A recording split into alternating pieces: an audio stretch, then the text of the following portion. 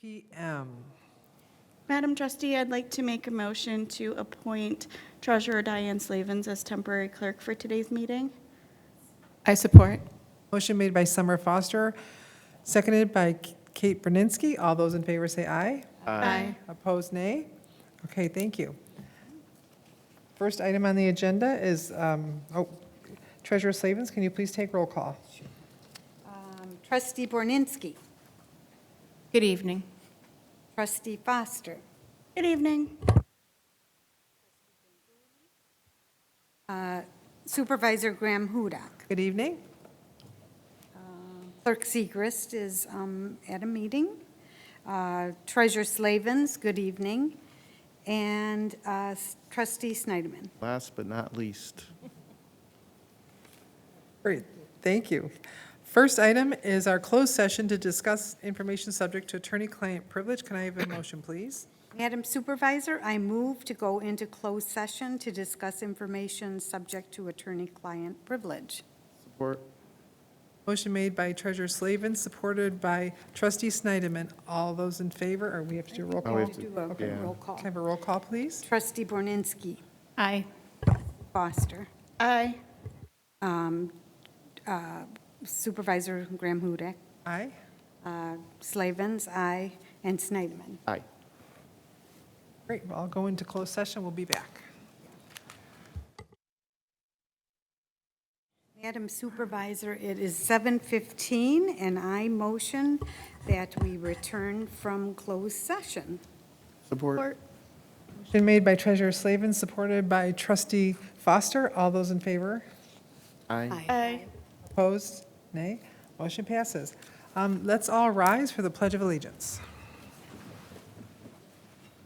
I pledge allegiance to the flag of the United States of America and to the republic for which it stands, one nation, under God, indivisible, with liberty and justice for all. Thank you. Next item on the agenda is the adoption of the agenda. Madam Supervisor, I make a motion that we adopt the agenda, keeping the public hearing floating until we have a member here to help us on that. Support. Motion made by Treasurer Slavens, supported by Trustee Snyderman. All those in favor say aye. Aye. Opposed, nay. Motion passes. Next item is approval of minutes for August 9th and 23rd. Madam Supervisor, I motion that we approve the minutes for August 9th and August 23rd. Support. Made by Treasurer Slavens, supported by Trustee Borninski. All those in favor say aye. Aye. Opposed, nay. Motion passes. The next item is a public comment on agenda items only. So this is for agenda items only. The general public comment is at the end. I'm going to look online first. I have, let's see, nobody, agenda items only, agenda items only, agenda items only. Let's see, I have a panelist raising their hand. Clerk Segrist? Your hand is Yes, up. hello, Madam Supervisor and Township Board. Can you hear me? Yes. All right, beautiful. I wanted to comment as a citizen of Canton on item G5, which is consider the rezoning, consider the modifications to the zoning ordinance. And I wanted to both speak in favor of the administrative review process for eliminating the board approval of site plan approval. However, I did want to potentially recommend that the board consider retaining that authority for permitted uses in residential districts. So in the instance that a school or a religious institution wanted to come into a residential district, the board would still have site plan approval from the beginning, because as we've seen with a number of the institutions in the community, the impact on traffic, specifically in residential areas, can be astronomical. And sometimes the county could use some encouragement in how they handle traffic control. So I do think that is something that I wanted to speak in favor of, but also say that potentially we wanted to remove that one permitted use from that administrative process. But that's my public comment. Thank you. Thank you. Any public comment on agenda items in the room? Seeing none? Okay, the next item is payment of the bills. Madam Supervisor, I make a motion that we pay the bills. Support. Motion made by Treasurer Slavin, supported by Trustee Snyderman. All those in favor say aye. Aye. All opposed, nay. Motion passes. Next item is consent calendar. Can I have a motion to approve the consent calendar? Madam Supervisor, I motion the consent calendar. C1, consider waiving the bidding process and approval of the repair of emergency vehicles, PD 2018. Consider contract amendment with Fishback, Inc. for professional engineering services for the design of the major road projects proposed for the 2022 and 2023. C3, consider award contract to Fishbeck for the 2023 water main capital improvement project. C4, consider award of the CDBG housing rehabilitation contracts. C5, consider adoption of a resolution for approval of application for additional MERS service credit by an employee. And C6, consider approval for a purchase order increase for food and beverage at Pheasant Run Golf Club. Support. Motion made by Treasurer Slavin, supported by Trustee Brunzinski. All those in favor say aye. Aye. Opposed, nay. Consent calendar is approved. Next item is general calendar. G1, consider approving budget amendment and awarding purchase order to Michigan Consulting and Environmental for project management and staffing services for a food compost pilot program. Madam Supervisor, I move to approve a purchase order in the amount not to exceed $50,000 to Michigan Consulting and Environmental to provide support, staffing, and training for the 2021 Recycling Improvement Program. Support. Motion made by Treasurer Slavin, supported by Trustee Snyderman. As a result of the May 17, 2022 study session on food composting, a pilot program to test the interest of Canton Township residents is being proposed. This pilot will allow the township to evaluate the interest and participation in operations on a smaller scale before introducing the program township-wide as part of the 2024 municipal waste contract bid. This will allow for adjustments to be made as the program evolves. The goal is to offer another recycling opportunity and encourage recycling behavior in Canton and encourage a more sustainable community. To successfully manage this pilot program, it is a desire to partner with Michigan Consulting and Environmental to conduct the scope of work attached. Michigan Consulting and Environmental has been proud to provide a variety of environmental services to its customers and municipal partners for nearly 30 years. Their experienced engineers, project managers, geologists, and technicians have provided solid waste management monitoring and consulting for the city of Livonia, Westland, Gratiot County, Central Wayne County Sanitation Authority, Huron, Montefiore, and Flat Rock, and the Greater Detroit Resource Recovery Authority. MCE will assist Canton Township in developing and implementing a food waste composting pilot program where 400 to 1,000 volunteers will collect and send their food waste to a composting facility. At the end of the pilot, MCE will be able to calculate the tonnage of food waste that has been collected to ensure this is a viable program. An amount not to exceed $50,000 is being sought for approval. There's been a grant submitted to Eagle and an amount to cover expenses. There's been no notification yet of the grant decision. Director Smith, do you want to say anything about that? Nor. Oh, I'm sorry. I'm sorry. Good evening, Dave. Madam Supervisor, members. Yeah, Want to say Dave anything on Norwood, that? yeah, Deputy Director. Yeah. Deputy Director So, Dave. Yeah, we're very excited about this opportunity to try the pilot program in this area and see what kind of interest we have in Canton. So we did see some pretty good, strong interest when we provided composting materials at the Public Works Yard earlier this year. So we think this could be successful. But we want to test it out first and see what it means and what kind of stress it is on the operations, if any stress. So we're very excited. Thank you. Any questions? Summer? I don't have a question, just a comment. I think I, like the rest of the board, have gotten a lot of emails from residents wanting us to bring a composting program to the township, so I'm excited that we are moving this forward, even if on a trial basis, and I hope that we get a lot of participation so that we're able to expand it. Else? Diane? Yeah, I'm real excited too. Now, will the residents be able to get compost once it's ready for Yes, we're fertilizing? working to make them available at the Public Works Yard, yeah. Perfect. Thank you so much. Kate? I am also very excited about this, and I'm grateful for you, for MSD for bringing this to us. I am wondering, I see in the document that has the budget on it, that they have a cost based on 500 units of the bins, or I think the units that will be provided to the households. Correct. Is that correct? Yes. So what if we have more interest? Well, we'll probably go up to about 1,000, and still be able, within the budget, still be able to meet that demand. Okay. And then Diane had my other questions, so I'm glad that the finished compost will be available to residents. Okay, thank you. I'll just add that I'm excited to see this. We've heard about this for a long time, and I'm glad we're meeting the needs, or going to evaluate meeting the needs in the community. So they will be required to take it to the location? Yeah, there'll be drop-off. It's drop-off only? Drop-off, yes.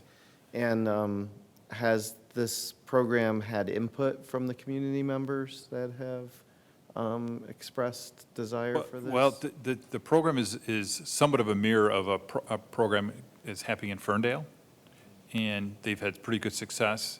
And the idea is to start getting some data about how many people are doing on a regular basis. You know, what's the impact on the sites that we want to have the drop-off locations? Because we don't want to cause a bigger problem.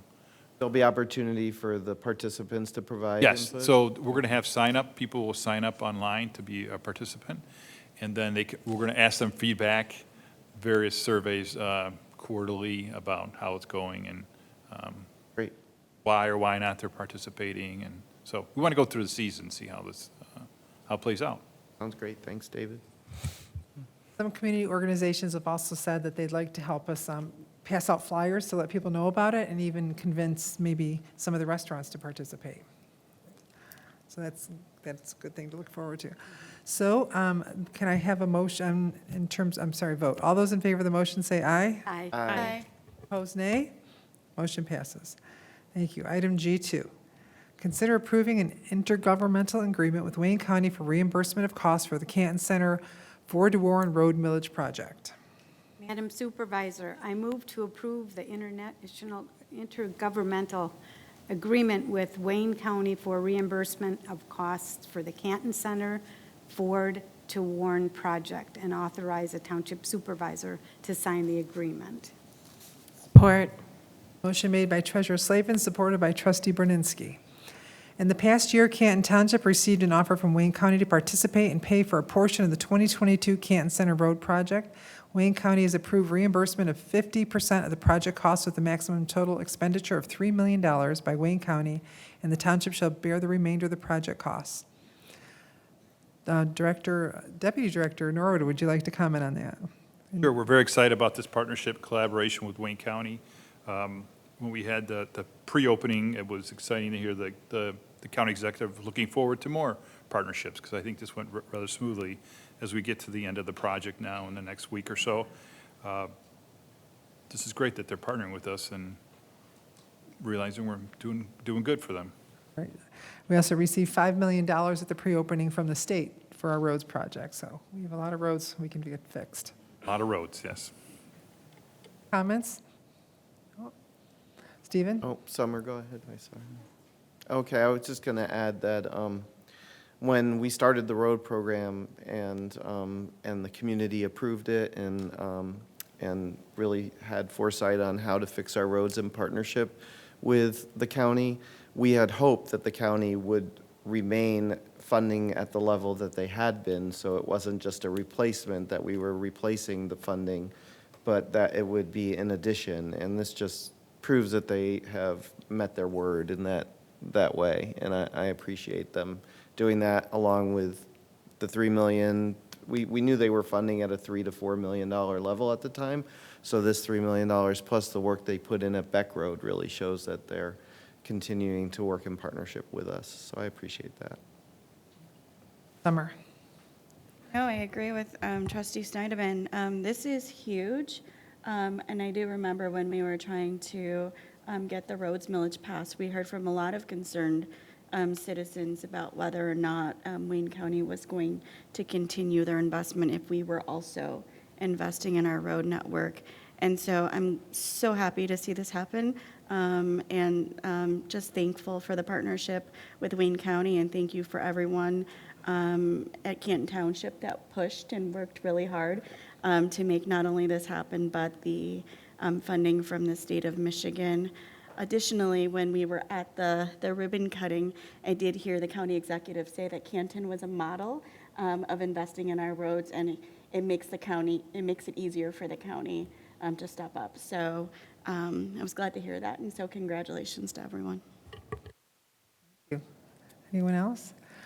Dave, do you want to give an update, a little quick update on Canton Center Road before we take the vote? We've been asked a lot about that. Sure, so Canton Center Road this Friday, we'll be doing some diamond grinding and dealing with some of the high points, especially on the north side, the northbound side of Canton Center. And it takes we're expecting about a day, weather dependent on everything, to get that done, and we'll be striping next week.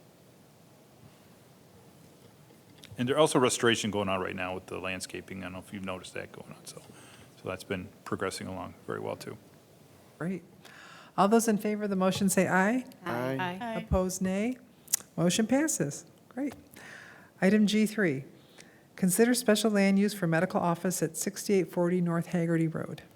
Madam Supervisor, resolution of the Board of Trustees of Charter Township of Canton, Michigan, approval of the special land use for medical office, whereas the project sponsor has requested special land use approval for medical office uses on parcel number 04699-0002-012 at 6840 North Haggerty Road, and whereas the Planning Commission reviewed the request and applicable criteria and voted 8-0 to recommend approval with conditions as the request meets a criteria of special land use approval in section 27.03C of the zoning ordinance. Now there it be resolved, the Board of Trustees of Charter Township of Canton, Michigan does hereby approve the special land use in planning application number 046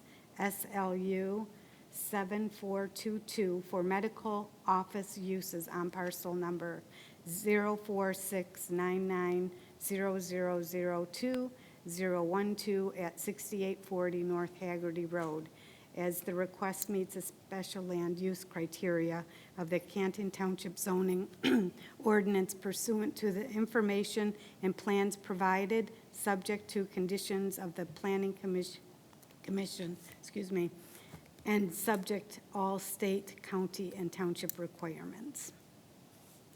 Support. Motion made by Treasurer Slavin, supported by Trustee Snyderman. The project sponsor proposes to occupy the existing building at 6840 North Haggerty Road for medical office use. Specifically, the site is located at the northeast corner of Warren Road and Haggerty Road, which is in the LI Light Industrial District. While the previous administrative office use of this site is a permitted use in the LI district, the proposed medical office use is a special land use in the district. The original site plan was approved in 2002, and there are no changes proposed to the plan except for increasing the height of the dumpster enclosure to comply with the current zoning ordinance. Otherwise, the design and conditions of the approval site plan remained in effect. At its meeting on August 8, 2022, the Planning Commission held a public hearing and recommended approval of special land use subject to conditions. The applicant has since revised the plans to meet the conditions. If the special land use is approved, the next step will be for the applicant to submit plans to the Building and Inspection Services Division for review prior to any construction. Deputy Director Norwood, do you have anything to add? Nothing else to add. Summer, anything from the Planning Commission? No, nothing to add. All those in favor, any questions? I'm sorry, questions or comments? All in favor of the motion say aye. Aye. Opposed, nay. Motion passes. Thank you. Item G4, consider site plan approval for Redwood at Marketplace. This is going to be a long one, so bear bear with me. Another long one.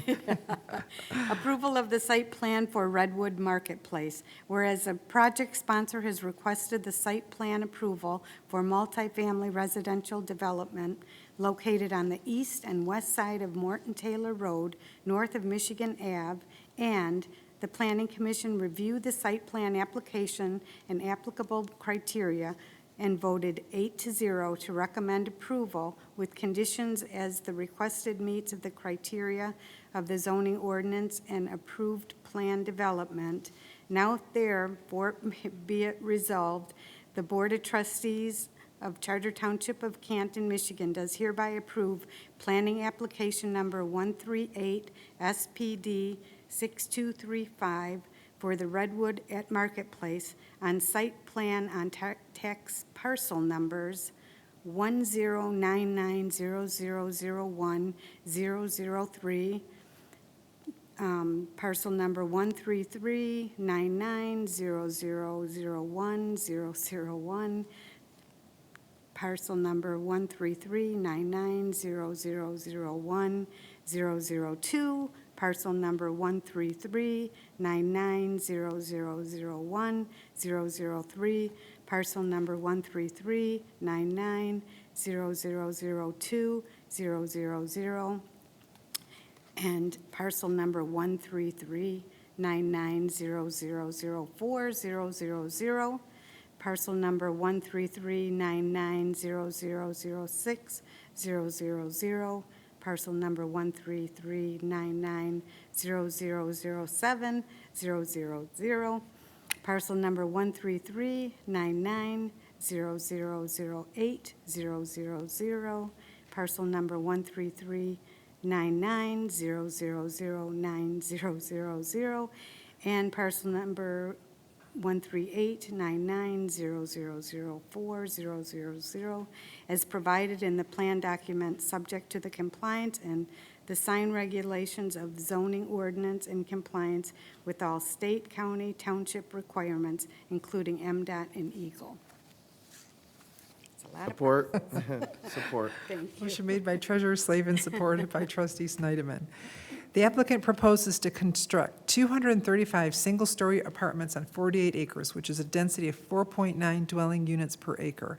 At its meeting on November 23, 2021, the Township Board of Trustees granted final plan development approval for a mixed-use development of 235 single-story apartments on 48 acres and up to 77,940 square feet of commercial on 14.37 acres on the north side of Michigan Avenue along both sides of Morton Taylor Road. The Redwood residential portion of the development includes 2 phases. Each PDD is required to demonstrate definite benefits to the community pursuant to Section 27.04 of the zoning ordinance.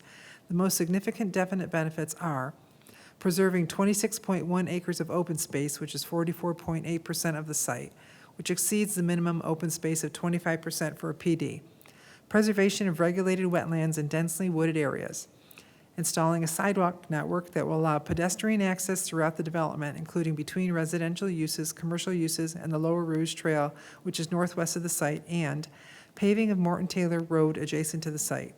At its meeting on August 8, 2022, the Planning Commission recommended approval of the site plan subject to conditions. If the site plan is approved, the next step will be for the applicant to submit plans to the Engineering Services Division and Building and Inspection Services Division for a review prior to construction. Dave, do you have anything to add? Nothing further to add, Madam Supervisor. Summer? And All right, any questions from the board? Kate? I just wanted to clarify that that first parcel number starts with 103. I think you just said 10. Stephen? So he knew I was going to ask him questions, so he's. Thank you, Patrick. So we've been talking about this parcel for a very long time, I think, and we've looked at different plans for this, and it's gone through different stages. Patrick, can you give a history, just brief history of what's happened here? And also, can you relate it to wasn't there a parcel of land to the north that we were looking at that I'm assuming that maybe someone else owns that we can add to the trail system or something like that? Yeah, thank you. The first question about the parcel ID number, because there are several parcels that span a large area, that first parcel that starts with 103, that's actually correct. I think it's just in a different quarter section because it's such a large area and it spans over a quarter section. The history of the project, it goes back several years. I think perhaps 3 or 4 years ago, there was a conditional rezoning agreement for this property that rezoned part of it for multifamily residential or single-family attached residential, and part of it for commercial, with a commercial area being rezoned along Michigan Avenue. And what is unique about a conditional rezoning agreement is that it's a proposal that's from the applicant, so the township can't demand or ask for conditions. Conditional rezoning is an option that's available to an applicant, and an applicant can make an application, they can offer conditions, and that gives the township an opportunity to review and comment on the application as a whole. So that's what the applicants had done with their conditional rezoning, to have part of it for the higher density residential and the other part along Michigan Avenue for the commercial. The conditional rezoning agreement also had terms for permitted uses as well as prohibited uses. So there are some prohibited uses that are in the conditional rezoning agreement that may otherwise be eligible in the underlying commercial zoning district, but the applicants had made those prohibited uses so that they would not be considered for the site. So there are some benefits there and some predictability both for the township and for the applicant. One of the next things on the conditional rezoning agreement is that it allowed for up to 250 residential units. At that time, there wasn't a site plan that was fleshed out, so 250 units was the approved density on the conditional rezoning agreement. The applicants moved forward and they had 15 fewer units at 235 units, so they've lowered the density slightly from what the conditional rezoning agreement allowed. And finally, with regard to the one parcel that's much farther in the northwest, north of the river, I know that's been discussed before. I don't think I've been involved in any discussions. It may predate my time with the township, but it wasn't part of the conditional rezoning or the plan development agreement. Thank you. And then lastly, Morton Taylor Road, is that fully paved already up to the parcel, as far north as the parcels go? And will there be, and if not, will they be paved, and will it be paved, and will there be sidewalks added? I believe there are sidewalks along the applicant's frontages along Morton Taylor Road. There are some parcels along Morton Taylor that don't belong to the applicant, so there are no sidewalks there. But I think especially on the east side where there's continuous frontage there, there's continuous sidewalk. And the paving, I think, is as far north as the entry gate where there would be a turnaround. And then I think a little bit of paving west of Morton Taylor with the site entrance drive. There's some alignment there, changes to the site entrance drive to the park. So I think that will involve some paving in that area. Okay. So it does go up to the trailhead parking lot across the street. And so I don't remember if I can look on the Google Maps, and we have plenty of time for that, but I'm just interested to see if it can be, if it's not already, if it can be paved all the way up to the trailhead. Yeah, so if someone's going up to the trailhead, and I go to the trailhead a lot, when you turn onto Morton Taylor, it's gravel. It will be asphalt pavement all the way from Morton Taylor up to that trailhead parking, Okay. or the parking drive off of Morton Taylor. Perfect, thank you. Any other questions? No? Okay, all those in favor of the motion say aye. Aye. Opposed, nay. Motion passes. Next item is G5. Move down to that. Let's see, that would be, consider initiating an amendment to Appendix A zoning of the Code of Ordinances regarding site plan review procedures. Madam Supervisor, I move to initiate an amendment to the zoning ordinance to amend the site plan review procedures in accordance with RRC standards, and to direct the Planning Commission to prepare and recommend amendments, including consideration of administrative site plan review procedures for certain areas of Cherry Hill Village. Support. Motion made by Treasurer Slavin, supported by Trustee Snyderman. At its meeting on October 26, 2021, the Charter Township of Canton Board of Trustees adopted a resolution authorizing Canton Township to implement recommendations made by the Michigan Economic Development Corporation, MEDC, that are necessary to receive Redevelopment Ready Communities, RRC, certification. The baseline report provided by the MEDC on October 2021 identified the areas in which Canton needs improvement to be certified as a redevelopment-ready community. One of the main components to certification is a development review process. Specifically, RRC Item 3.5 recommends that the community streamline its application for approval process by using Administrative and Planning Commission approval authority. At the same time, Canton Township is actively seeking public-private partnerships to encourage development and redevelopment in Cherry Hill Village. Therefore, the Township Board intends to initiate an amendment to the zoning ordinance to update the site plan review procedures in accordance with RRC standards and direct the Planning Commission to prepare and recommend amendments, including consideration of administrative site plan review procedures for certain areas of Cherry Hill Village. Dave, do you want to add anything? Madam Supervisor, yeah, this is the beginning of a process to looking at how development happens in the township. Certainly, the redevelopment-ready communities, I'm very familiar with that, is a pretty best practice standard at the state level.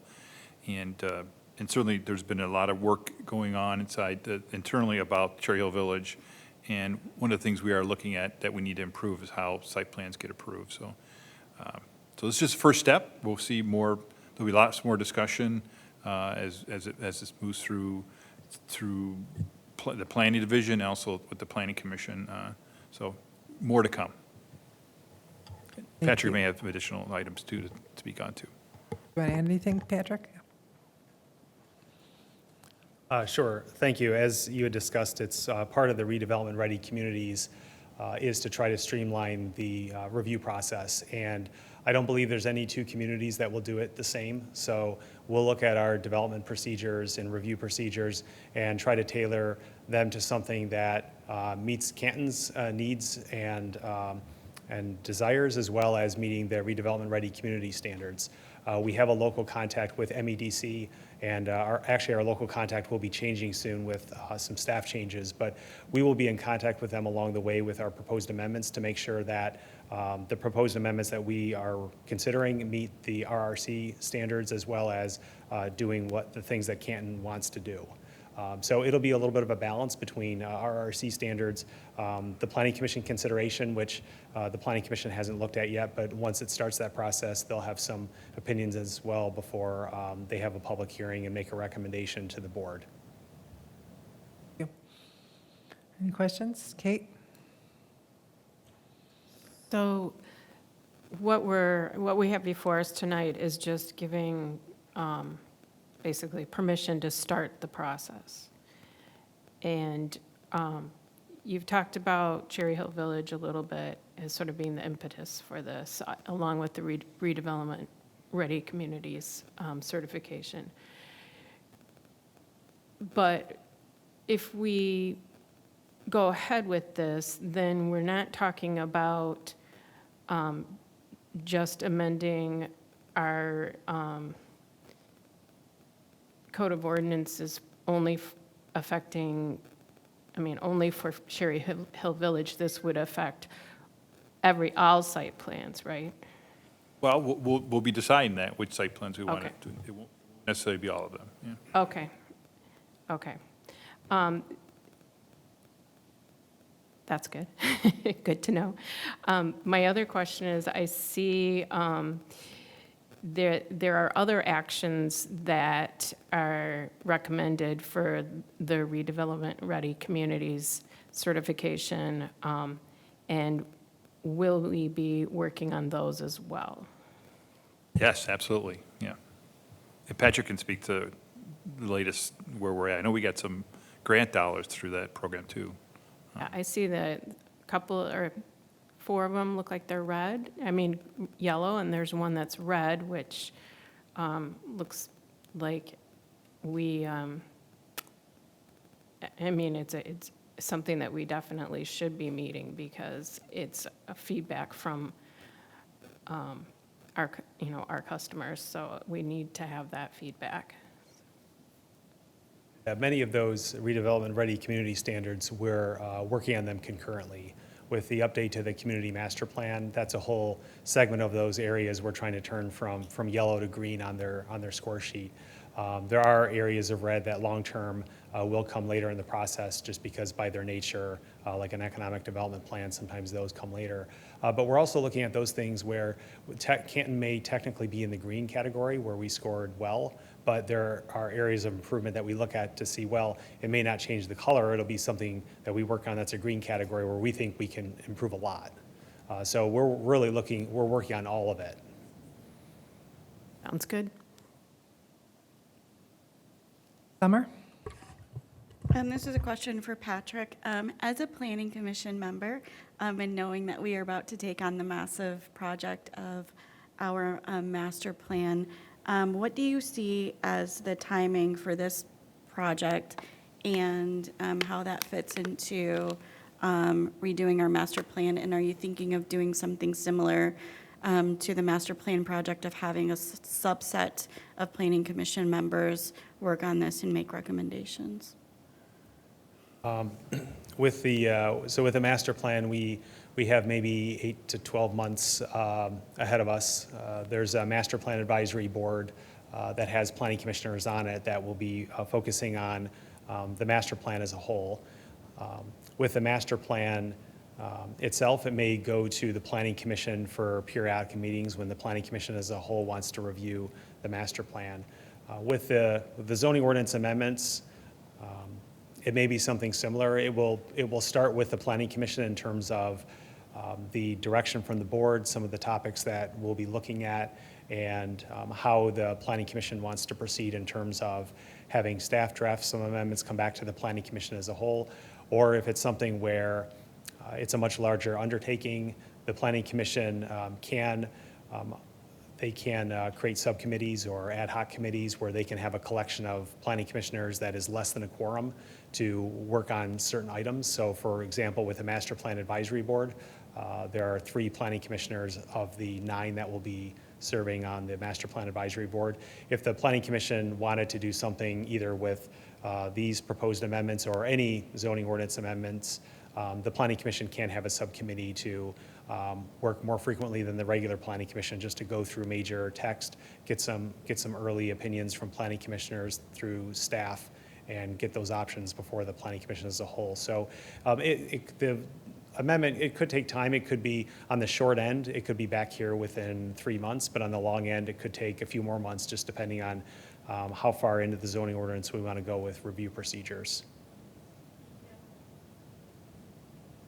Stephen? Well, I agree with starting this process. I remember the review of the RRC recommendations, and it's good that we're implementing them. For the public and to remind me at least, the benefits of certification for municipal services? Yeah, the benefits of the certification are that to stay certified, there's one thing to become certified and meeting all the objectives and having everything green and be certified, but there's also the maintaining that certification and continuing to do that work. And that's just as important as being certified as maintaining certification. And that means that we're continually looking at our zoning ordinance and master plan for updates, looking for best practices to whether it's environmental or transportation or non-motorized transportation, housing, having different housing choices and being adaptable to newer technology and different ways of life. Having just that mentality of we're RRC certified, so we're not going to be complacent. We're going to be looking at everything and try to improve. And the RRC standards in the future, they may change, and if they do change, communities that want to remain certified also have to change. So it's going to be a continual process of looking at not just our master plan, but our zoning ordinance, our economic development plan, our public participation plan, our bylaws and rules of procedure for Planning Commission and Zoning Board of Appeals. Those are all requirements of the redevelopment-ready communities. Some of the things are minimal state law requirements, but they keep communities active and continually maintaining and having that continuing education to stay on the cutting edge. These are considered best practices in the industry, would you say? Yeah, through the state, and the state hasn't done it in isolation, so they've worked with communities, they've worked with planning partners to develop their best practices. And once a community is certified, if there are any redevelopment sites that the community wants to target, the state can bring a lot of resources to bear in terms of helping to market those sites. So they can bring in the MEDC, they can coordinate with outside developers, work with grant funds, look at other agencies where there's grant funds, and really target those redevelopment sites that are priorities for the community.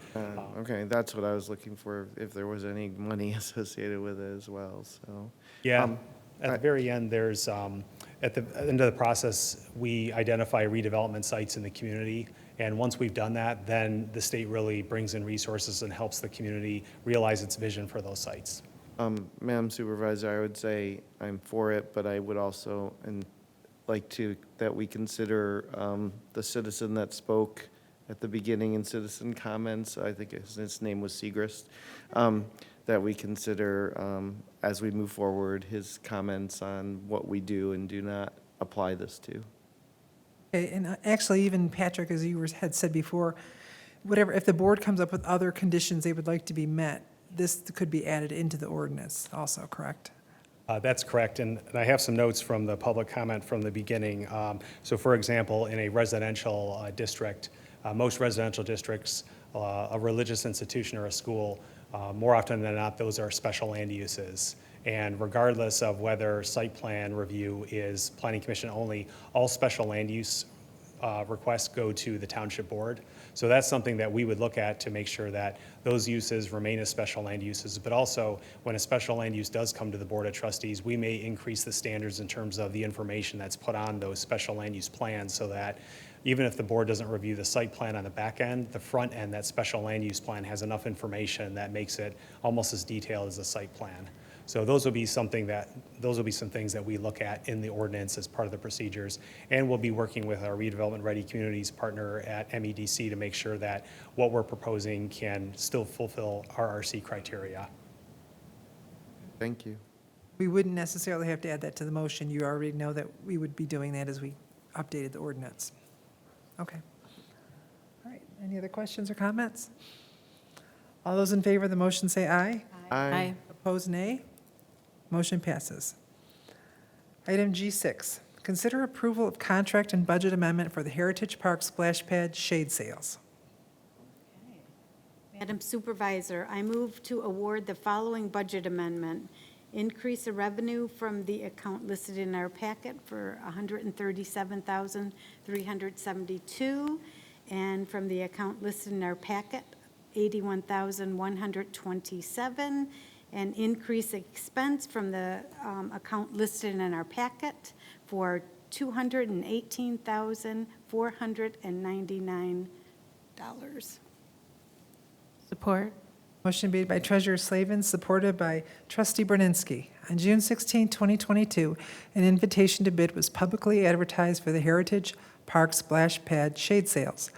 Due to the competitive market, 0 bids were received for the project, resulting in the design engineer MCSA Group Incorporated to solicit quotes after the bid was closed. KAB Enterprises Incorporated was the sole company to submit a bid in the amount of $218,498.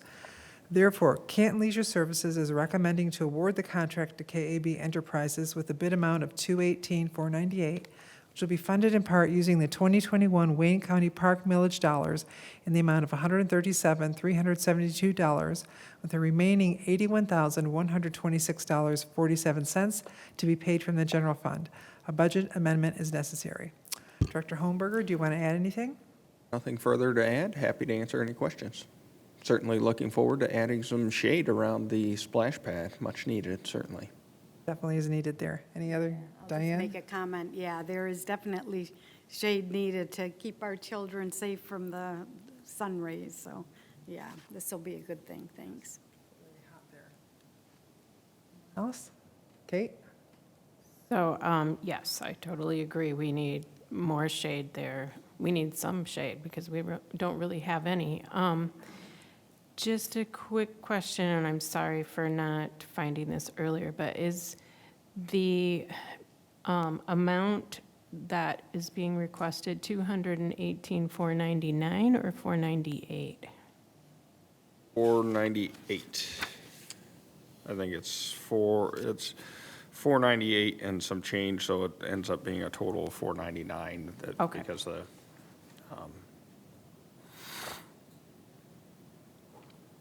Any other questions or comments? All right, all those in favor say aye. Aye. Aye. Opposed, nay. Motion passes. Okay, I have one more motion. Okay. with this. And I move to award a contract and approve purchase order to KAB Enterprises, Inc. at 3318 Fort Street, Lincoln Park, Michigan, 48146 for Heritage Park Splash Pad Shade Sales. A purchase order will be submitted in the amount of $218,499 to be paid from the account listed in our packet. Support. Motion made by Treasurer Slavin, supported by Trustee Borninski. All those in favor say aye. Aye. All opposed, nay. Motion passes. Next item is G7. Consider approval of contract and budget amendment for the Heritage Park Northeast Playground ADA improvements. Madam Supervisor, I move to award the following budget amendment: increase revenue from the account listed in our packet for $91,134, and increase revenue from the account listed in our packet for $58,417, and increase expense from the account listed in our packet for $91,134, and from the account listed in our packet of $58,417. Support. Motion made by Treasurer Slavin, supported by Trustee Borninski. On July 28, 2022, a request for proposal was publicly advertised for the Northeast Playground at Heritage Park ADA improvements. One bid was received from DMC Consultants with the bid amount of $199,551. Canton Leisure Services is recommending to award the contract to DMC Consultants Incorporated for a total amount of $199,551, which will be funded in part using the 2021 CDBG dollars in the amount of $141,134, with the remaining $58,417 to be paid from the general fund. A budget amendment is necessary. Director Holmberger, do you want to add anything? certainly this will continue to expand on our ADA accessible playground on the north side of the Heritage Park. So we're certainly looking forward to expanding that portion of the playground for all users of Canton. Be swings that are accessible for individuals with disabilities. That'll be added to that area, and using CDBG block grant funds to fund that is a responsible way to do so. And this was our first bid that went out through the responsible contracting process as well. I don't know if that was indicated in the documents, but this was through the responsible contracting process. Great, thank you. Any questions or comments? No. All those in favor of the motion say aye. Aye. Opposed, nay. One more motion. That motion passed. I move to award a contract and approve a purchase order to DMC Consultant, Inc. at 13500 Foley Street in Detroit, Michigan, 48227, for the Northeast Playground at Heritage Park ADA improvement. A purchase order will be submitted in the amount of $199,551, with $141,134 from the CDBG account capital outlay improvements, and $58,417 from the account listed in our packet. Support. Motion made by Treasurer Slavin, supported by Trustee Borninski. All those in favor say aye. Aye. Opposed, nay. Motion passes. So next item, so G8 and G9 on the agenda were swapped in the board packet. So we're going to, G8 is actually approved purchase of vacant parcels of land located at 2132 Sheldon Road. So I'll start with that one. G8, approved purchase of vacant parcels. So, Madam Supervisor, I move to approve the purchase of parcel ID number 710570105770000 and parcel number 710570105780000 for an amount up to $85,000 and to authorize the Township Supervisor to sign all documents necessary to complete the sale. I further move to approve the following budget amendment. Increase the revenue from the account listed in our packet for $85,000 and increase expenditures from the account listed in our packet for $85,000. Support. Motion made by Treasurer Slavin, supported by Trustee Snyderman.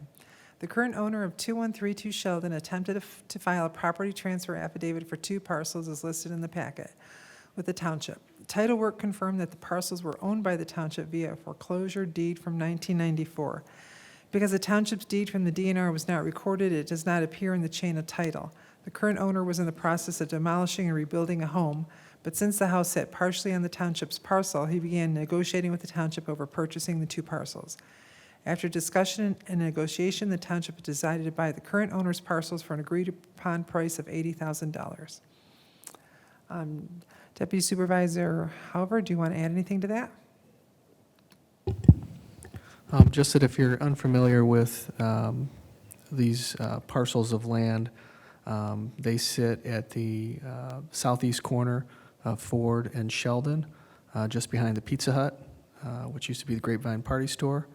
And that particular area is, I don't want to say it's a traffic hazard, but due to the small size of the parcel where the Pizza Hut sits and only one ingress and egress off of Ford Road into that lot, and there may be a small ingress and egress off Sheldon as well. We believe this parcel behind the parcel on Ford Road could it become a redevelopment type parcel in the future. And so that's why we're moving forward with this. Questions from the board? Kate? Sorry for all the questions. But just wanted to clarify that although the agreed-upon purchase price is $80,000, we're being asked for $85,000 due to up to $85,000 due to closing costs and other fees like that. Is that correct? Yes, that's correct. There are realtor fees, and we agreed also to pay the seller's transfer tax in the sale, which amounts to about $600. Thank you. Other discussion? All those in favor of the motion say aye. Aye. Opposed, nay. Motion passes. Item G9, approval of selection of Foster, Swift, Collins, and Smith, P.C. to act as full-time legal counsel for Canton Township. Madam Supervisor, I move to approve the selection of Foster Swift PC as legal counsel for Canton Township and authorize Supervisor Anne Marie Graham-Hudak to sign all necessary documents to finalize a 2-year contract with the firm with a 1-year renewal provision at the discretion of the supervisor. And I further move to add chief counsel to the deputy supervisor's title to act as counsel and chief legal officer for the township. Support. Motion made by Treasurer Slavin, supported by Trustee Snyderman. Canton Township has been utilizing Foster Swift PC as legal counsel since April 2022. After soliciting bids from the law firms across Michigan and interviewing multiple law firms, Foster Swift has emerged as the best choice for Canton Township's legal services. Foster Swift attorney Michael Homier will be the township's main point of contact with the law firm. His practice group will also work on township legal matters. The selection of Foster Swift as the township attorney will necessitate an internal director of township legal services. The deputy supervisor will direct legal services for the township and be named chief counsel. Deputy supervisor, do you have anything to add to that? We actually had a fairly competitive bid process. We had 6 law firms across Michigan bid to provide legal services for Canton Township. We interviewed multiple law firms with an evaluation committee that Treasurer Slavens sat on and Supervisor Graham Hudak was also a part of. And Foster Swift was the unanimous choice after interviewing those law firms. They represent over 150 municipalities in the state of Michigan. They have a sizable municipal law practice group. Great experience. All their recommendations were glowing, not just from current municipalities that they represent, but also municipalities that they no longer represent, because we checked on those references too, and those were also very positive. And so that's how we came to this decision and why we're recommending Foster Swift as the township council. Questions or discuss? Summer? Just a comment.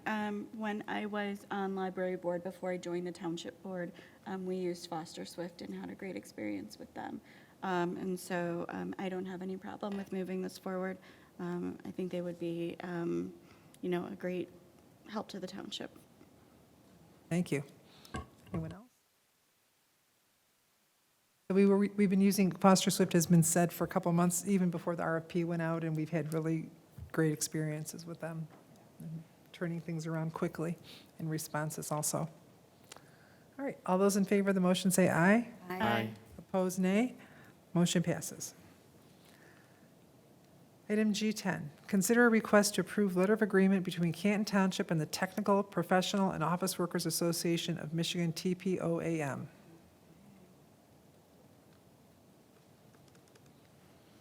Madam Supervisor, I move that we approve the letter of agreement between Canton Township and the American Federation State, County, and Municipal Employees, AFSCME. Oh, I think I read the wrong one. Support. Oh, is that G11? Do you want to redo it? Yeah, that's okay. Oh, do we have to Yeah, call the withdraw motion? that. Madam Supervisor, I move that we withdraw that motion. I'll support that as well.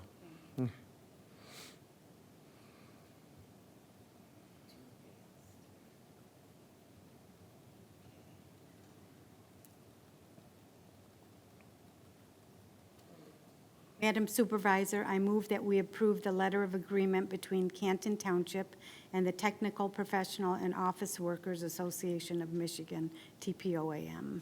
I'll support that. Motion made by Treasurer Slavin, supported by Trustee Snyderman. Canton Township is always striving for good rapport with its labor force. Toward this end, a letter of agreement was reached between Canton Township and TPOAM regarding new policy for employees of the township during election time and special provisions to the overtime and time-off program for certain bargaining unit members. Bargaining unit members who are not assigned to the clerk's office who volunteer to work election day and/or the day after and provide services toward election day activities shall receive 8 hours of PTO for work in excess of 4 hours and 4 hours of PTO for work up to 4 hours. Employees assisting with the election must have their participation approved and recorded by the clerk's office and their department manager. All bargaining unit members assigned to the clerk's office shall receive 8 hours of PTO for election days. Overtime comp opportunities shall be selected in accordance with Article 33.2 of the parties' collective bargaining agreement. Deputy Supervisor, you have anything to comment on that? Just briefly, I think that this policy originated in the clerk's office and has been the subject of negotiation with the TPOAM as well as the AFSCME bargaining unit over the past 3 months. And we were able to reach this agreement recently with our bargaining unit, the TPOAM, as well as AFSCME. And I really see this policy as a recognition of the work that our employees put in during election time. Elections, as you know, don't end at 4:30 or 5 o'clock. They often go late into the night. And employees in the township it's not uncommon for them to be here until 3 or 4 o'clock in the morning on election days. And so offering them this paid time off incentive is really just a way to acknowledge and honor the work that they do put in for our elections. Any comments from the board or questions? Diane? I'll just make a quick comment. I know everyone worked very hard to get this letter of agreement. It was a very thoughtful agreement. I know some of the employees do work till 3 in the morning, so being able to take that next day off with pay, so that it's hard to work, to only get 2, 3, 4 hours of sleep and then expect to come back in and work a full day. So I think this was a great letter of agreement, and I appreciate both sides for working to get this done. Any others? All those in favor of the motion say aye. Aye. Opposed, nay. Motion passes. Next one for the next AFSCME. Consider a request to approve letter of agreement between Canton Township and the American Federation of State, County, and Municipal Employees, AFSCME. Madam Supervisor, I move that we approve the letter of agreement between Canton Township and the American Federation State, County, and Municipal Employees, AFSCME. Support. Motion made by Treasurer Slavin, supported by Trustee Snyderman. Canton Township is always striving for good rapport with its labor force. Toward this end, a letter of agreement was reached between Canton Township and AFSCME regarding new policy for employees of the township during election time and special provision to the overtime and time off program for certain bargaining unit members. Bargaining unit members who are not assigned to the clerk's office who volunteer to work election day and provide services towards election day activities shall receive 8 hours of PTO for work in excess of 4 hours, 4 hours of PTO for work up to 4 hours. Employees assisting with the election must have their participation approved and recorded by the clerk's office and their department manager. Deputy Supervisor, do you want to add anything to that? No, thank you. Comments? The same comments as probably before. All those in favor of the motion say aye. Aye. Opposed, nay. Motion passes. Next item, G12, consider a request to approve the election operations policy. Madam Supervisor, I move that the election operations policy be approved as outlined. Support. Motion made by Treasurer Slavin, supported by Trustee Snyderman. The clerk's office needs volunteers to work the elections and has historically required additional election assistance. To that end, the clerk's office has established an election operations policy. The policy would be applied for all future elections and provide assistance to the clerk's office for meeting their ongoing needs. The policy would allow for the closure of township facilities to the public at the request of the clerk with the consent of the Board of the Trustees. Additionally, for each election, employees would be asked if they would like to volunteer to help with the election. In recognition of service to the community and as an additional incentive for helping during the elections, a paid time off incentive is being given to staff who work the election. Deputy Supervisor, you want to comment on that? No, this is what we discussed before. And I just want to reiterate, this did originate in the clerk's office, so the clerk, Michael Seegers, deserves a lot of credit for putting this together as well. Any questions or comments from the board? And Madam Supervisor, may I speak on this as a department head? Sure, go ahead. Thank you.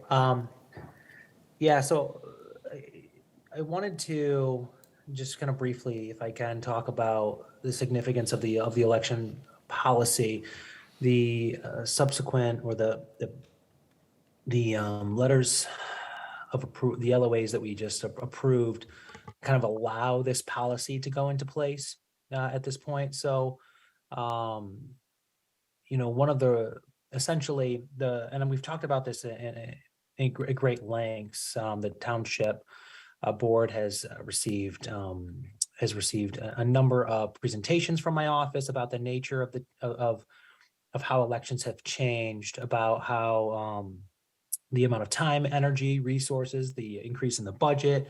We've added staff to the clerk's office as we have seen elections transform in Michigan. Voters decided in 2018 to give themselves a choice in how to cast their ballot, and voters are choosing to cast their ballot in different ways, right? And one of them is by absentee. What this does do, though, is it does extend the elections process, because Michigan is one of only 8 states that does not administer or that does not allow for pre-processing of absentee ballots. And so we begin the processing of absentee ballots at 7 a.m. on election day, and that process goes until it has been completed. And for example, for November 2020 election, to process and to tabulate 42,000 absentee ballots, given the infrastructure that we currently had, it took over 24 hours to do so. And law mandates that employees work until they're done. And so we wanted to put into place, given the board goal of a healthy environment and a welcoming community and and an improvement to kind of our employees, we wanted to kind of hold their safety and well-being in mind. And so we wanted to potentially be able to relieve the burdens that exist on the non-election functions in and around the election itself. So this policy would allow the clerk's with board approval to close the township to all business other than elections. This is something that is done in a number of communities, and it would be done with the approval of the board of trustees. And it also gives us the ability to at least close the clerk's office the day after the election if we are still, if election duties have continued on into the next day, which is frequent. And this is important too, because allowing for the additional PTO is helpful because time is an accrued benefit at the township, and new employees want to work the election. But if you are assigned to, let's say, the absent voter counting board, you would be working potentially for 24 hours and would be working into your next shift and would be unavailable.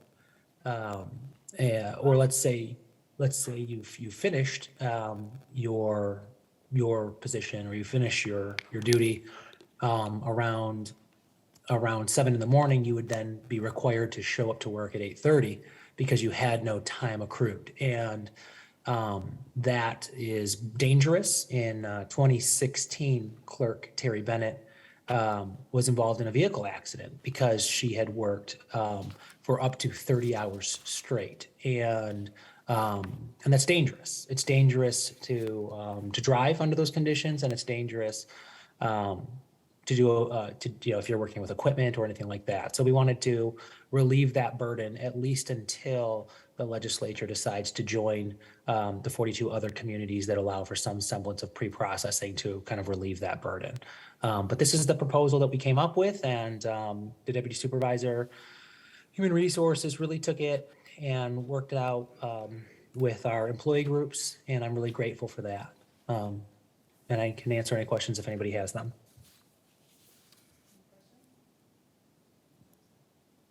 Nope, no questions. Thank you, Michael. So we're going to go back to the public hearing. Vote. Oh, I'm sorry, we didn't vote, okay. All those in favor of the motion say aye. Aye. Opposed, nay. Motion passes. Thank you. We're going to go back to the public hearing and approval. Did we get anyone from finance? Okay, we'll do the public hearing then. All right, so can I have a motion for the public hearing and approval of millage rates for the December 1st, 2022 tax levy? Madam Supervisor, I move to open the public hearing on millage rates for the December 1, 2022 tax levy. Support. Motion made by Treasurer Slavin, supported by Trustee Foster. The Township Board is required to hold a public hearing on the proposed December 1st, 2022 millage rates. The 2022 millage rates must be certified to Wayne County by September 30th, 2022. The millage rates requested are required to balance the fiscal year 2023 budget. The combined millage rates of 12.2909 mils for the December 1st, 2022 levy is 0.0188 mils less than the FY 2022 millage rate due to the required Headley rollback of the roads millage. Is there anyone in the audience of public would like to comment or question on that topic? No, none. Let me look online.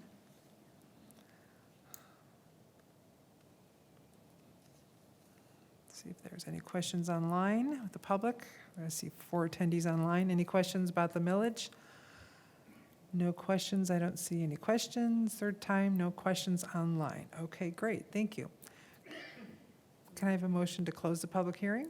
Madam Supervisor, I move to close the public hearing. Support?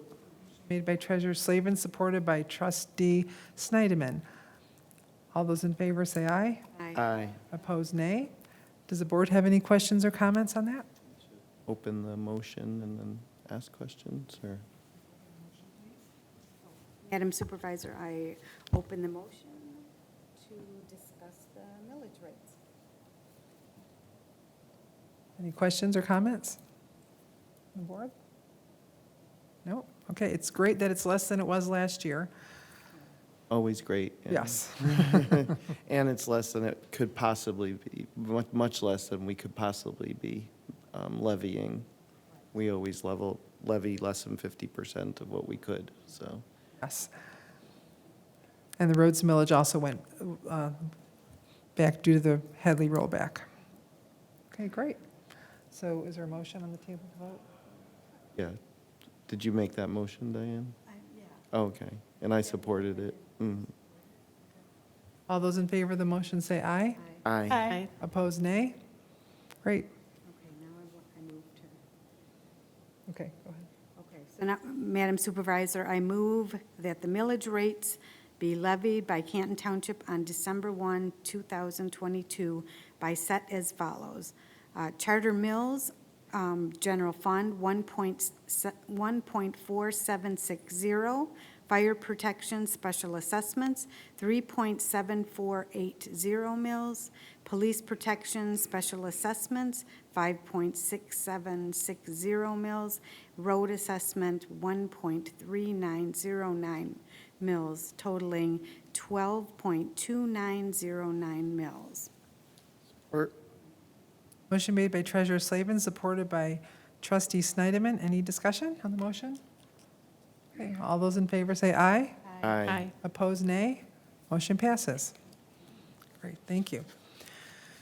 Now, the item on the agenda is public comment. Public comment, this is a time when you can, we have 3 minutes per person, and this is a time when you give your public comment, and then after we close public comment, we have board comment, and the board can comment on any of the public items if they would wish to. I'm going to put a stopwatch up here so everybody can see what their time is. Let me see if I can share the screen. Okay. Share. Is it going up? Great. So please state your name and where you live, please. Thank you. Patrick Colbeck, resident Canton Township. During your last board meeting, one of the topics discussed was my appeal for public records in support of my investigation in the integrity of the 2020 election. The appeal was denied by the board on the basis of assertions made by Clerk Segrist. I was not notified that my appeal was to be addressed at the August 31st meeting, else I would have been in attendance to rebut any arguments in opposition to the appeal. I would now like to provide the information that Clerk Segrist neglected to provide to the board. Let's start with the assertion by Segrist that my requests for the database files were part of a reconnaissance effort to subvert future elections. Not only is this assertion defamatory in nature, it also flies in opposition to the facts as supported by communications between myself and former Canton Township employee Anthony Essmaker. I was simply looking for timestamp data that Mr. Essmaker was unable to provide in the standard Dominion reports. Now let's look at the assertions made by our clerk to media reports. According to media reports, the story provided by WDIV reporter Grant Hermes is typical. He indicated that Clerk Segrist built upon his assertion that I was seeking a blueprint to hack the next election by saying, "This would be the largest chink of the armor just removed from the security of the system if this were to go out." In the same story, Segrist issued an open invite to inspect the ballots in an apparent attempt to persuade viewers that an inspection of the ballots would somehow validate the security of the Canton election. So on one hand, Segrist asserts that the electronic records equates to the largest chink in the armor of our election security. On the other hand, Segrist wants you to believe that a hand recount of the ballots is all that's necessary to determine election integrity. So which is it? Are electronic records important to our election security, or are they not? As a certified Microsoft small business specialist and former vice chair of the Michigan Senate Elections and Government Reform Committee, it is clear that election records are indeed the largest chink of the armor for our election security. This being the case, it is obvious that our clerk's offer to hand count paper ballots is simply a frivolous attempt to divert people from an examination of electronic records. It is important to ask yourselves why. As a result of my previous FOIA request for electronic records, I discovered that the Canton Election Management System server featured the installation of non-certified software such as SQL Server Management Studio and Visual Studio. Either of these software programs enables the manipulation of election results without detection. In addition, it was evident that the firewall settings that would protect our elections from malware, from malicious actors on the internet revealed that every single access port was open. These settings not only compromise the integrity of Canton's elections, but any system that Canton's systems connected to, such as Wayne counties and the state of Michigan. It's clear that our election integrity is only strong as our weakest link, and the configuration of the Canton election management system certainly appears to be a very weak link. It is obvious to most that our clerk is attempting to divert our attention away from such glaring security risks. In fact, his media narratives and comments to this board appear to be part of a cover-up. Exactly what he is attempting to cover up remains to be seen. He could be covering up his gross negligence by ceding control of our elections to a private business not subject to public oversight. He could be covering up his utter lack of knowledge on how modern Thank you, Mr. electronic Colbeck. voting systems operates and needs Thank to be you. secured, or he's complicit in the subversion of the integrity of our elections. Thank you, Mr. Colbeck. 3 minutes. Thank you. What makes matters worse is that these security risks are still evident today, and Okay, if thank you you, do Mr. not Colbeck. act for corrective action, then we're going to be in trouble for this upcoming election. Thank you. Thank you. Next public comment? I'd like these comments added to the official public record. Okay, thank you. Anyone else? Public comment? Clerk, thank you.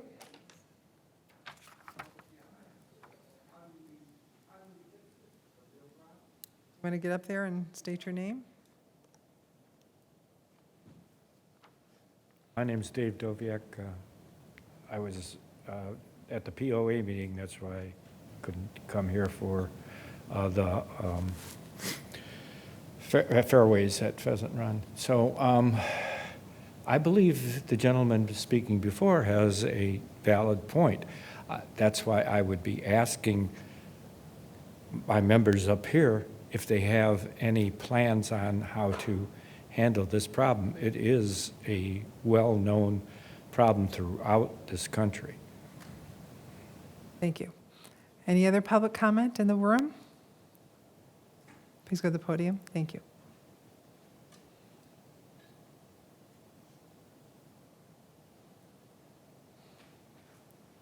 Please state your name and address, or where you live. Thanks. Name's Russ Bruner. I live in Windsor Park subdivision in Canton. What I want to discuss is a rat problem. We have been dealing with a severe problem over the past 2 months. In fact, between my neighbor and myself, we've killed a little over 20 of them. We contacted ordinance people, and they basically said, hey, it's not a budget item, there's nothing that can be done, which I get, I understand. If you haven't budgeted for anything like that, it's not there. But one thing I would hope that you could do for us is communicate. Communicate the issue, whether it's to the HOAs, whether it's in your newsletter that you send out, because with rats, with controlling rats, there's do's and don'ts. And the worst thing that people can do is nothing.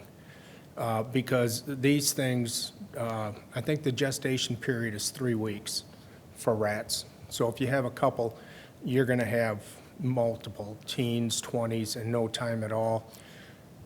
I think what happens with a lot of folks is it's denial.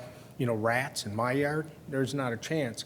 I've lived in my house for 35 years, never had a rat problem. We have them now. So again, if it could, because some of the concerns I have too, I think it's important. As an example, someone hears there's rats, they're going to panic. They want to get rid of these things. I mean, they're nasty. Oh my God, rats in my yard?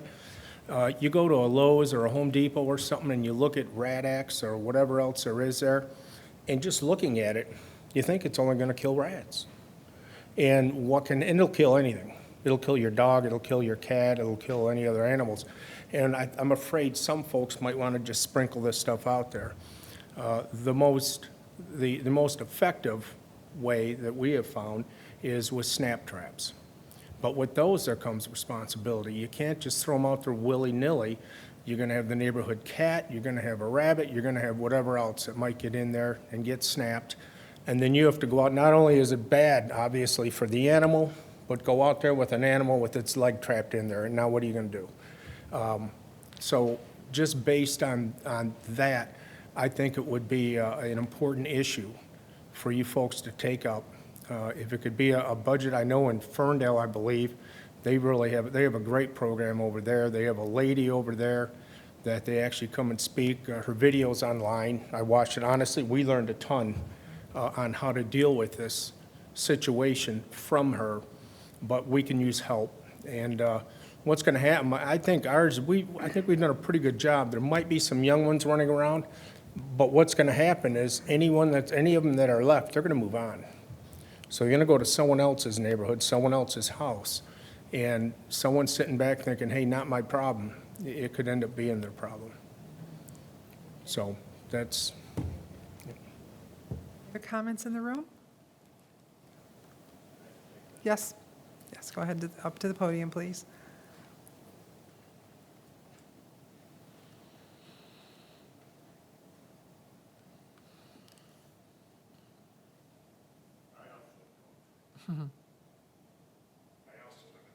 Neighbor of Russ's in the Windsor Park. We have little children that have been out chasing them around in the yard. They can get bit. We called the ordinance guy. He said, that's not our problem. Who do you go to?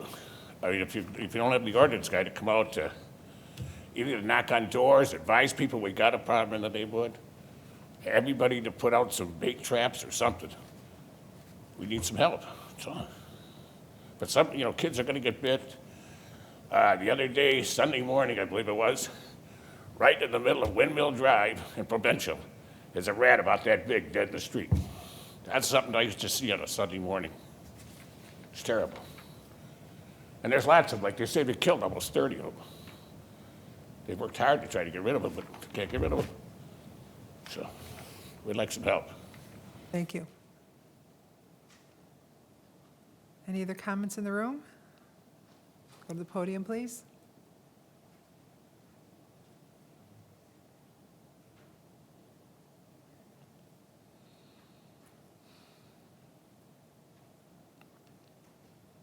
George Miller, I'd like to address a few issues. First of all, on this composting, we've experienced that in the past. Outfits from Detroit, contractors, Morton Taylor and Michigan Avenue, bringing sewage sludge out, and it didn't work. It's not working on leaves and grass over in Salem Township. They've had a problem for years. The outfit over there doing it doesn't keep it under control, and neither does Eagle, with $200,000 and $300,000 homes. I'd be more than glad they go over there and see the people, and then there's many of them, probably 25 or 50 right off the bat. Now, let's move forward here, whether it's on this comment today or not. Best of my memory, on Morton Taylor Road North, over there where they want to develop, that was a high water table, and it was a problem. They have to put in piling on that because a 48 or 42-inch footing won't hold the footing, the building up, one-story building. I don't know if that's been considered. The county has made a wetland area over there. They swapped land from the dump over to that because they own the land, 10-acre lake or pond back there. I'd like to know if they still own it and what we're doing to avoid. You shouldn't even be considering fooling with a wetland. Now, that at least 10 acres down there on that pond. When you go down Morton Taylor Road in the spring, that water's standing. They take a test on it so many days, and if it's standing there, no building. The wetland should be honored. Okay, let's move forward and stop the chase on this number 8 or number 9 on the general calendar. I'm underneath the impression, I could be wrong, that we have, when you buy property, the township, and that's zoned residential, evidently that single house, it's been there for 2 or 3 years. Okay, you buy it for whatever price you buy it for, you can't sell it for a profit. Just like when you on repossessed land. The township has bought repossessed tax land, and they buy it for almost nothing, and they think they make a profit, and they can't sell it for any more than they bought it for. Okay, now, I'd like to know over here also when possibly on the master plan, I've addressed the issue, and I'll address it again on a FOIA many times. The township owns a 50-acre abandoned dump off Morton Taylor Road. I'd like to know what the master plan is, whether you guys were on the board or not, what you're going to use it for. Now, you have a master plan, and this gentleman's here tonight. Maybe he would like to explain that. We're doing this parcel of land, and that parcel of land is a 10-year program. I'd like to know what you're going to do with that. I've been asking for years on it. I rest my case, and if this gentleman on the tax issue or voting, if he needs extra time. Thank you, Mr. do Miller. my time. Now, let me see, anyone online? Let's see. For some reason, I can't.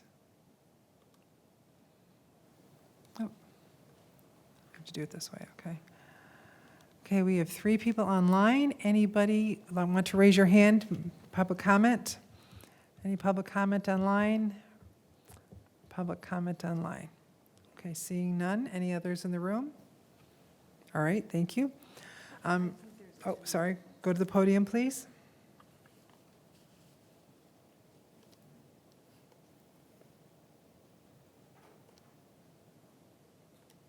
State your name, please. Hello, my name is Brandon Tubbs. I'm speaking on behalf of my mother, who lives in Canton here. She couldn't be here tonight.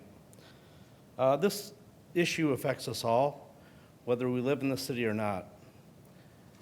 The election integrity issues that have been brought forward that were in this general discussion are legitimate. I work as a computer engineer in medical system.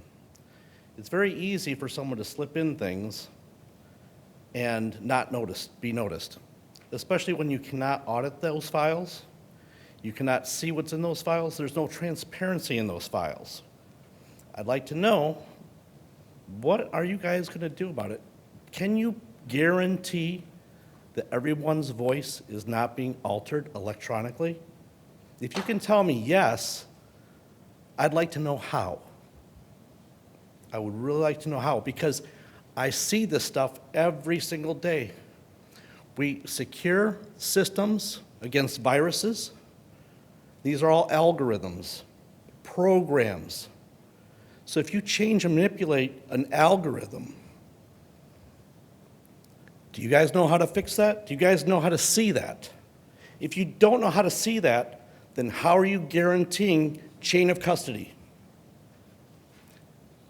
That needs to be addressed. And if this city is going to openly deny the right of transparency for the people in the city and the rest of the people in the state, you are affecting, excuse me, you are affecting election integrity to us all. My mother, me, and everyone in this community and state. Thank you. Have a good day. Any other comments in the room? Okay, thank you. We'll close public comment. Does the staff have any comments on anything that's been discussed? Chief Chad, do you want to talk about how we're handling the rat issues with residents? Certainly, the ordinance department actually falls under the police department. There's a lot of concern recently about rats in our community. One of the things we've always done on the ordinance side of things were to educate first, then go through to actually using citations, which is the last resort when it comes to ordinance enforcement. One of the items I think is important is there's a letter that we try to educate, and I'm sorry if you didn't receive it, but we'd be more than happy to provide that to you, and we'll make sure you get my address and I can provide the letter to you. But on a more mass approach, maybe we could educate the community a little bit more about rats and how they survive, which is food, water, and shelter, just like humans, you know. So that's one issue. We've consulted with other communities that put a very aggressive campaign on. It's quite an expensive programming, and I don't know if it really made a difference to have actually full-time employees that work for a community as vector technicians. So it's not just animal control. You have to have a special license to actually exterminate and address rodents like rats. So we're a growing community, so that's part of the issue. So we're growing, and these types of issues are things we'll have to face, and you're facing right now. So I apologize. We haven't been able to resolve your issues immediately. But be more than happy to provide some educational approaches that we have offered to other parts of the community. And I'd like to find out which ordinance officer you spoke to. Okay. Which ordinance officer you spoke to? I think Sean Skinner? Okay.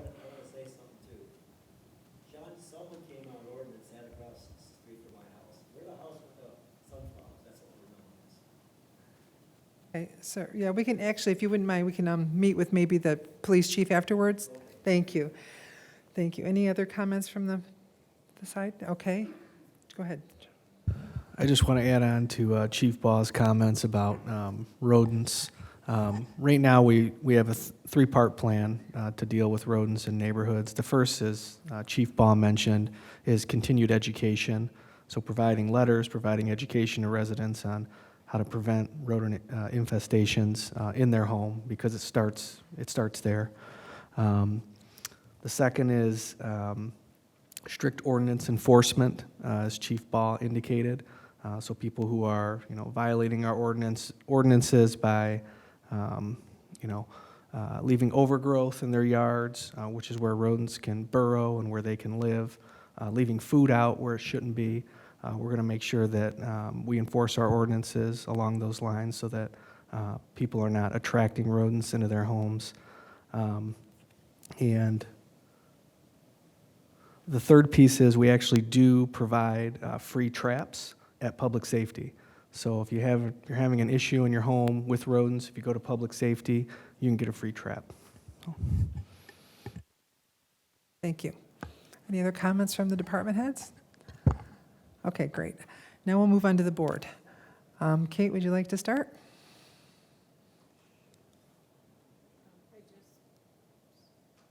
All right.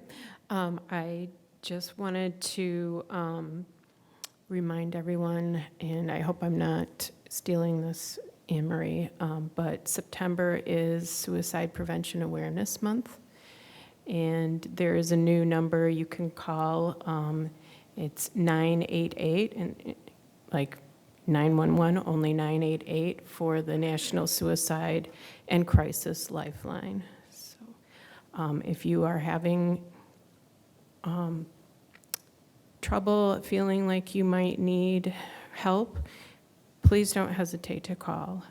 If you have a loved one or someone you know who is in need of help, please call. I know we all care and we want to make sure that people get the help they need. So please call 988 National Suicide and Crisis Lifeline. Thank you. Stephen? I just will say that great discussions tonight. I think we moved some things forward that we've been wanting to for a long time.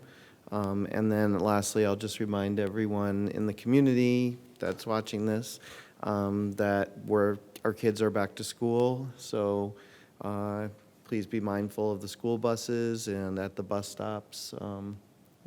Safety is the most important thing. Thank you. Diane? Great discussion tonight. I agree. And I want to remind everybody, tomorrow is the last day for your summer tax collection. So tomorrow we'll be open till 4:30.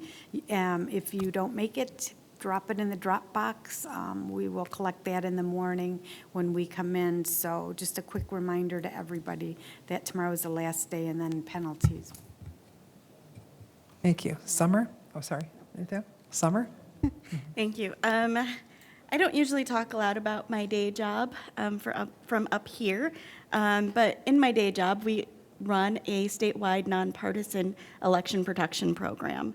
I'm concerned that someone would use their stature as a former state senator to assert that our elections are not safe. That has the impact of being a tool of voter suppression. So I urge us to think very carefully of the words that we use. And our elections are safe. And if Clerk Segrist were here, which he's not here today, his advice would be to work the election, because once you work the election, you see the processes in place, and you are able to know that our elections are safe and well-run. Thank you. Thank you, Summer. I'd also like to support what Trustee Foster has said. Our elections are safe. We did provide we are not allowed to provide MDP files per Dominion equipment. We have paper ballots, and again, as Trustee Foster said, if you work the elections, you will see how safe our elections are. And we support that, and we stand by our election counts. In addition to the rats, I just want to say, I also want to let you know that the rats are going to go, obviously, where their food source is. And so we will continue to, assist you. We're trying to we're keeping track of the addresses that are saying they're having issues. Sometimes, if the rats burrow in your yard, the issue might be in 2 yards over where it's dog feces that's been dropped or bird seed or something like that. So if you see something like that, also you can work with our ordinance officer and they can go over and tell them. People, even bird feeders create food, not picking up your dog feces or your animal feces, putting out dog food, out water, even garbage. If they get in the garbage, they will go there. So we can help you look for that. If you're saying, I don't know why it's here, we can help you look in the neighborhood and see where the issue might be. But by tracking the addresses where we're finding this, we can help determine maybe if something else is going on. So please keep us in loop. And as Chief Bow said, and Deputy Supervisor, we do have rat traps we can give you. You can come pick them up. But please keep giving us your address and updates, and we will try to exterminate this, definitely. Okay. No, it's always use our ordinance officers, yes. Don't take it upon yourselves to tell neighbors to do something. Well, yes, we'll continue to do it. Yes, we will continue to help, but we can speak to Chief Bow after the meeting also, okay? All right, well, that concludes that. Actually, do we have anything this weekend going on, Greg, with Leisure Services?